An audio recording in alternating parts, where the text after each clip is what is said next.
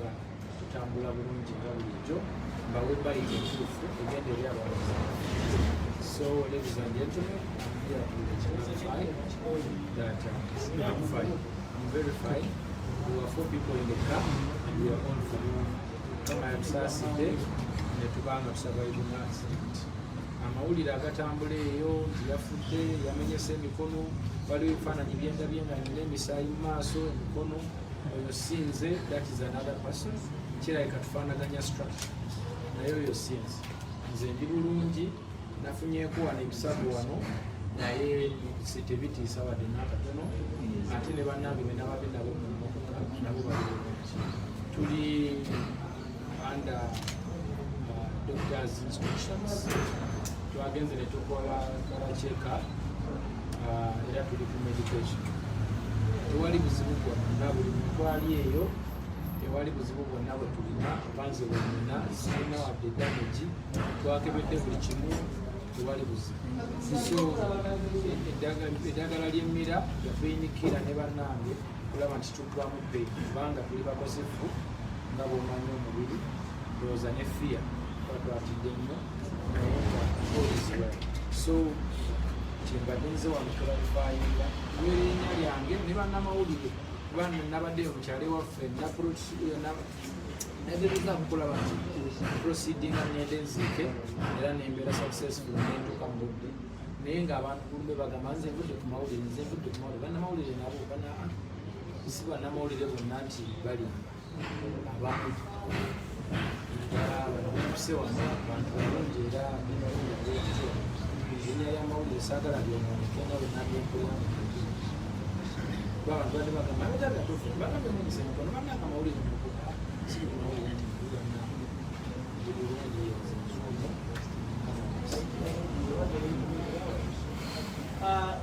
tujja kwanirizaayoko ebibuuzo nga 2-3 nsaba abanaabuuza ebibuuzo bibeere on point. Tobuuza kibuuzo kisasaliza, tobuuza kibuuzo nga naawe bonadde waka n'okiwulira kijja kuswaza ogambe nze nabuuzizza ekyo. So nsaba tubuuze ebibuuzo nga bijja mu myaka gyaffe kikula kyaffe ne gye tuva ne gye tukolera kiba kikulu nnyo ekyo. Tujja kwaniriza ebibuuzo nga 3 byokka. Nja kusooka ne mwami Alan okuva ku BBS. Okay, Eddie, kirinnya ekyakutuuseeko naye twebaza Mukama nti oli mulamu tosobola okutwala kariya mu maaso. Nze kinasinza okutyako okuba nti wavudde mu mmotoka nga tolinaako bisago. So neralika nti oba eyinza okuba bleeding kati bwenkulabye wano neneebuuza nti did you take time n'ogenda oba ne bakola x-ray oba bikikoze oyinza okujjanjaba ekyokungulu naye ng'ate munda wayisiddwa bubi nnyo oyinza obutayisibwa bubi naye bubi na damages naye bingi system y'omuntu okubanga oyinza okubeera awo n'okugumuka ekiro oba biki ekikotoliko kino. nagenze ne bankolako x-ray check-ups kuba nadde neebasa ekiro nempulira bubi mbeera scared so I decided to go. Negenda mu ddwaliro ekiri atwakutuusama nga munda kitundu kingi nakyo buli kimu nekivaayo nga just kyekanga tekimanya muzika naye nga ekibuuzo ekirala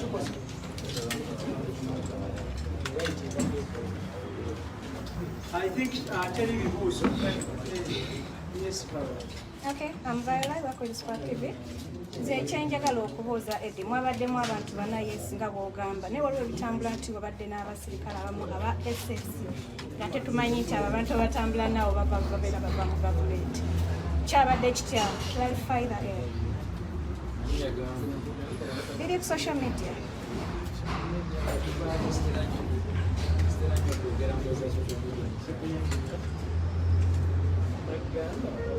So sibituufu. Tujja kwanirizayo ekibuuzo ekirala. Rupi UBC Metro. Eddie, omuntu omulabi we yabadde yeeraliikiridde ayagala omu okukifaananyi woba ojjukira bulungi akabenje kano kaaguddewo katya era kaze katya kye kyakaleese. If at all you can recall. Akabenje kano ekyakaleese we balese ekibuuzo. Akabenje kano twazuuse saa 12 kubanga omuntu gwonna fengo yadde mukwano gwange ate nga mulabi kubanga ndi muto kati yanunyemyo so nze nabaddeyo kubategesi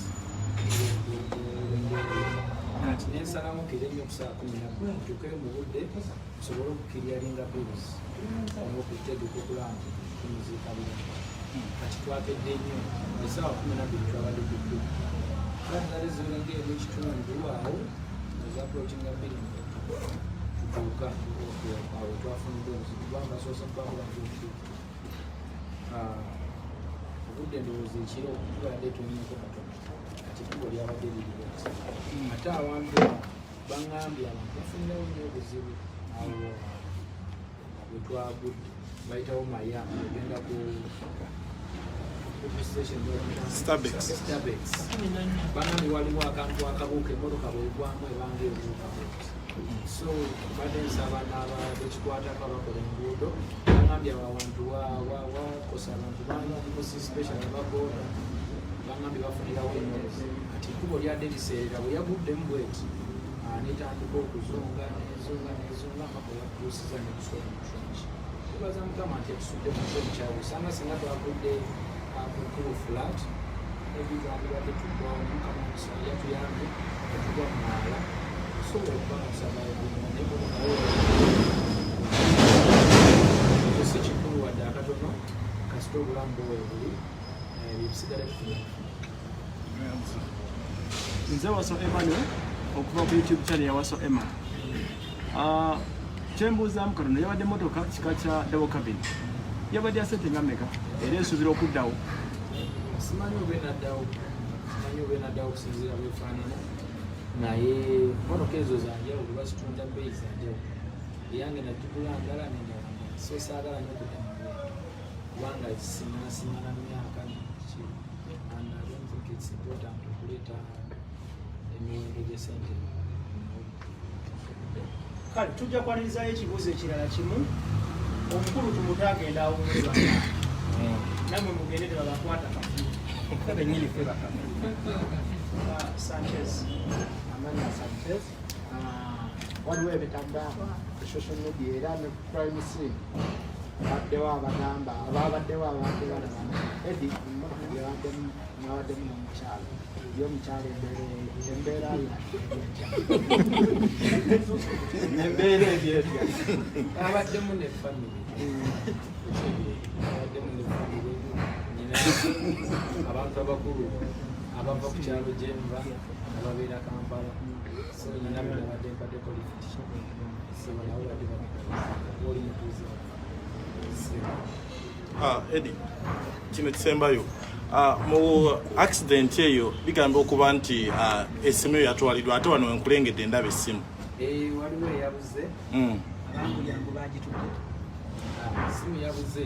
naye nabadde mufiya kati kijja kulina nti manyina gisaba abantu bano bajja kizi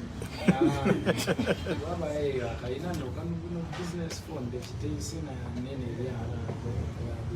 some very good important contacts zenkozesa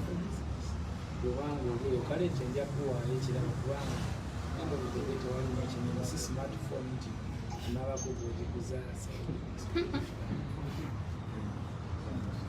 kale tweyanziza nnyo yes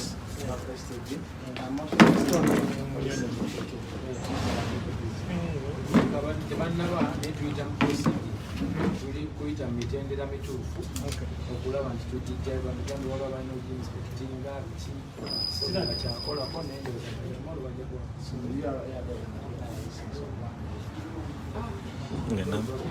enamba yagifuna etya yaba yakiwaanyi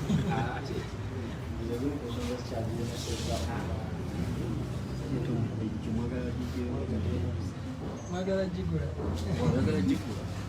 Okay, I think lastly, njakubuuza Eddie, in a row, this is the third accident mu career ya music. Olwaleero no Munnayuganda atulaba ali eyo akkiririza mu Katonda n'atakkiririza mu Katonda. To you as a survivor of 3 accidents in a row, oyinza kukinnyonnyola otya omuntu who is a believer n'atali mukkiriza smartphone bubenje busatu in your career oyinza kinyonyola otyo omuntu ali atulaba akkiriza mu Katonda n'atamukkiriza n'atabitegeera ebya Katonda ng'alaba birabe bawulira bino. Honestly speaking, nakera ku makya n'enzikiriza mukkiriza Katonda akugamba bweba tolina tomugaseeko kino nokkiririza mu ye era n'okwesiga mu kino. Like for example, Katonda agamba nti ye tugambe nti swimming pool ogigwamu wena nobulwamu naye bwobeera ng'oli eno ate oli eno kyoli mutegije kyoli ogiwali abazaimonotaba oli mukyakya ekyota babiri abantu ebiseebisinga tebabeera nagwe bayimiridde watuufu abika ebibiri talina olina okubaako olina Mukama Katonda bulamu bukwasizza buli kimu ekyange kikyo ekyo kyenakola nenakwata Mukama Katonda era bwe ntambulira emmotoka yakanfuula emirundi mingi olwajjo teyeefudde mingi jo yagenze neyefuula bweti neyekulula egenda paka munana ngeri eti naye accident eri gyenasooka okufuna emmotoka yenyola emirundi ndooza ngeena neddawo neyimirira emmotoka olunaana ggwawo saasoba nagitunda bagitwalira buyirire naye kama nankona mu bulamu bwe yampa nensobola okuba nga ndeeteramu ebintu bingi by then nali sinaba kuyimba nyimba nga Sitalosi nenzimba Nice and Lovely okuleeta awards ez'amaanyi Mukama n'abanga asobodde okituusa wantuusiza nawe wolaba ekikosi ekintu kigenda kuleeta ekifaananyi kirungi nnyo gye bujja abaana baffe oba n'abaliwo kati abagenda okujja they are going to do more great things just because balina bwe balabyakikoze so they believe it's possible. So ndowooza Mukama ali akomezaawo nkola omulimu ogwo kati Mukama yanyongedde kyaseruku ndowooza era alina kyayagala nkole era ndi ku maviyo by'okusaba Mukama azikiriza nsobole okukomerera emirimu gye